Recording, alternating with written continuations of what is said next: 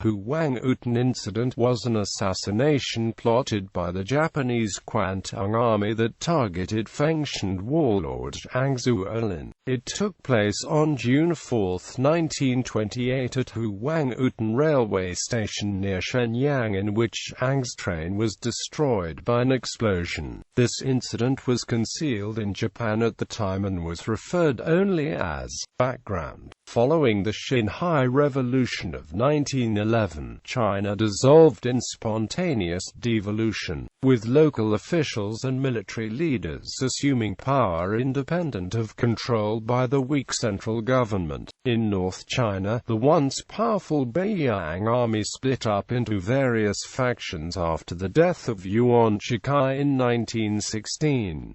Zhang Zuolin, being the leader of the Fengtian clique, was one of the most powerful warlords as he managed to seize control of the three northeastern provinces of Manchuria. At the time it was 9 provinces.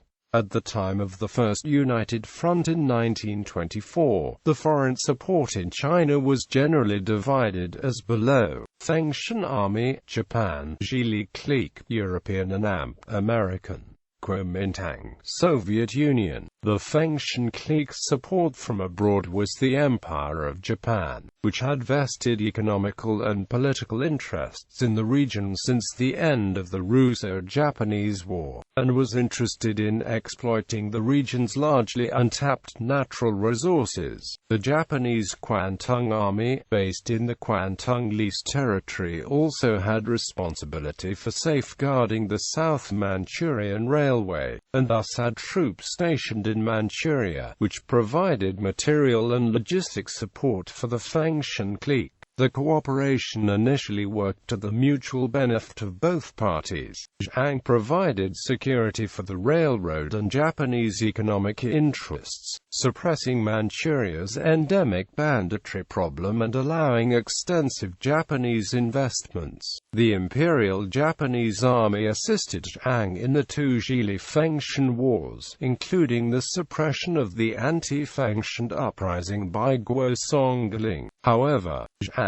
just needed Japan's aid for consolidating and expanding his territory, whereas Japan envisioned a future joint occupation of Manchuria with Zhang. After Zhang achieved his targets, he tried to improve relations with the United States and the United Kingdom, allowing both countries open access to the trade, investment and economic opportunities in Manchuria which he had formerly allowed only to the Japanese. This change in policy came at a time when Japan was in the midst of a severe economic crisis from the Great Kanto earthquake and successive economic depressions, and caused both alarm and irritation in the Kwantung Army leadership. The situation further complicated by the success of the Northern Expedition led by Chiang Kai-shek of the National Revolutionary Army, in which the Kuomintang successively defeated Sun Xuanfang, Wu Peifu and other warlords of the northern faction, as well as the Beijing government controlled by Zhang Zuolin. The Nationalist Army appeared poised to restore the rule in over Manchuria, which was still officially claimed as part of the Republic of China. The Nationalists, the Communists and other elements in the Northern Expedition at the time were supported by the Soviet Union, which had already made puppet governments in nearby Mongolia and Tannu-Tuva. For the Japanese perspective, for Manchuria to fall either under Soviet or nationalist domination was strategically unacceptable, and Zhang Zuolin no longer appeared trustworthy as an ally capable of maintaining a de facto independent Manchuria. Japan needed a context to effectively establish control over Manchuria without combat or foreign intervention, and they believed splitting up the Fengtian clique via replacement of Zhang with a more cooperative leader would do so.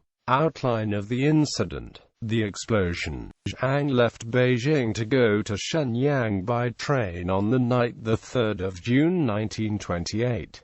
The train traveled along the Jingfeng Railway, a railway that was heavily patrolled by his own troops. The only location along the railway that was not under Zhang's control was a bridge several kilometers east of Huanggutun Railway Station, where the South Manchuria Railway crossed the Jingfeng Railway on the bridge. Colonel Daisaku Komoto, a junior officer in the Kwantung Army, believed that the assassination of Zhang would be the most expeditious way of replacing with a new leader more amenable to Japanese demands, and planned an operation without direct orders from Tokyo. His subordinate Captain Kanyo Tomiya was in charge of executing the plan. The bomb itself was planted on the bridge by Sapper First Lieutenant Fuji Satoshi. When Zhang's train passed the bridge at 5:23 a.m. on the 4th of June 1928, the bomb exploded. Several of Zhang's officials, including Wu Zhensheng, the governor of Heilongjiang Province, died immediately. Zhang was mortally wounded and sent back to his home in Shenyang. He died several hours later. Aftermath. At the time of the assassination, the Kwantung Army was already in the process of grooming Yang Yuting, a senior general in the Fengtian clique, to be Zhang's successor. However, the actual assassination apparently took even the Kwantung Army leadership off guard, as troops were not mobilized and the Kwantung Army was unable to take any advantage by blaming Zhang's Chinese enemies and using the incident as a casus belli for a Japanese military intervention. Instead, the incident was soundly condemned by both the international community and by both military and civilian authorities in Tokyo itself. The emergence of Zhang's son Zhang Zuolin as leader of the Fengtian clique and successor of Zhang Zuolin also came as a surprise. Consequences. The younger Zhang, in order to avoid any conflict with Japan and chaos which might provoke the Japanese into a military response, did not directly accuse Japan of complicity in his father's murder, but instead quietly carried out a policy of reconciliation with the nationalist government of Chiang Kai-shek, which left him as recognized ruler of Manchuria instead of General Yang Yuting. The assassination thus considerably weakened Japan's political position in Manchuria. Furthermore, the assassination, which was conducted by low-ranking officers,